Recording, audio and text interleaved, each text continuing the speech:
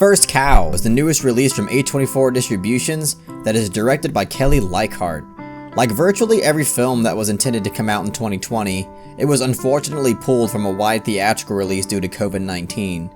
So they finally decided to give people a home streaming option on July 10th, so if you for some reason are watching this video without having seen the film, stop watching now and go buy it on Amazon Prime or any other streaming service first, and then come back to me and only me for the answers that you seek.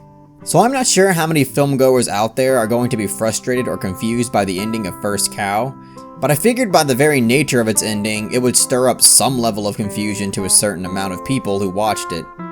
So what leads up to the film's ending is both the main characters being on the run after being caught stealing the milk from a cow that's owned by an upper-class London chap. They were obviously stealing the milk in order to invest in making baked goods that ended up being a huge hit in their local town. But once the weight of nature gave out on their hiding post, they were caught and forced to flee for their lives and hopeful futures.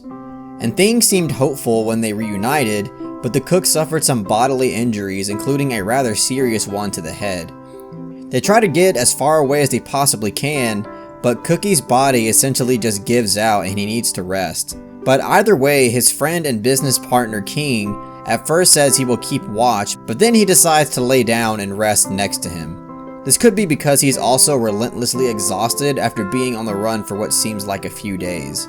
Or it could also be the fact that he's unsure if whether or not he's still alive and wants to lay down next to him peacefully for what might possibly be his last chance to do so.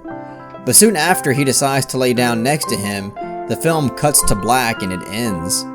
So at this point, I hope that at least half the people watching understood why the film ended this way, but I can definitely see people being frustrated and confused at Reichardt's decision to end it abruptly as it did.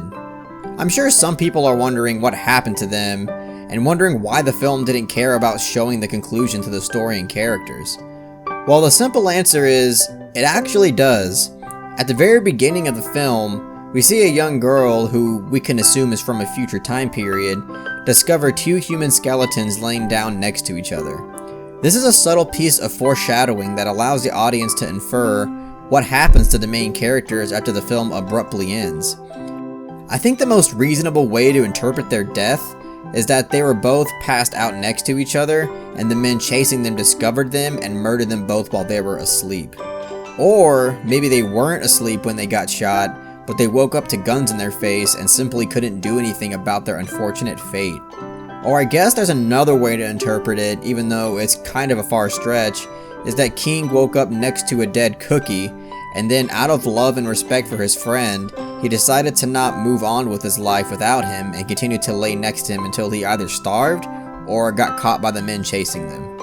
I don't personally align myself with this interpretation, but I can see someone attempting to extrapolate that, considering that they earned such a tight bond with each other.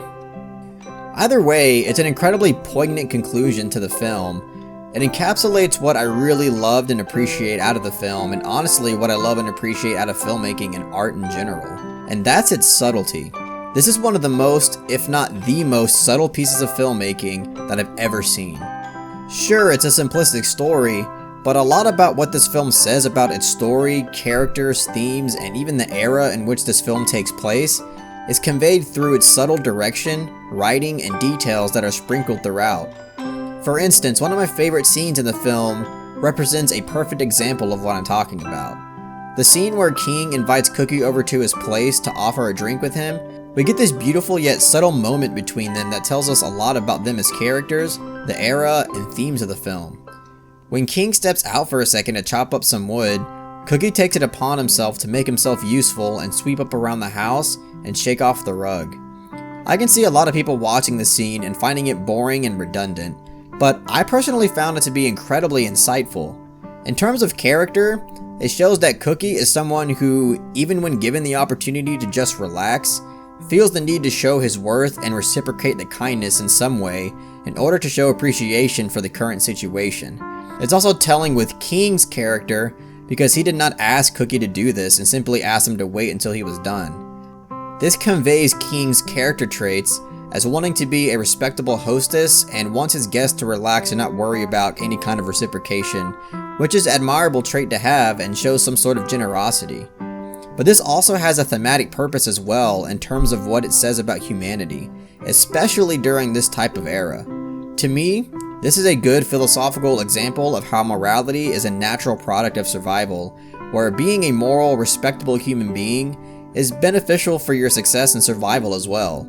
The ability of human beings to collaborate, offer what they have, and just show that they have your well-being in mind is what got humanity as far as it has.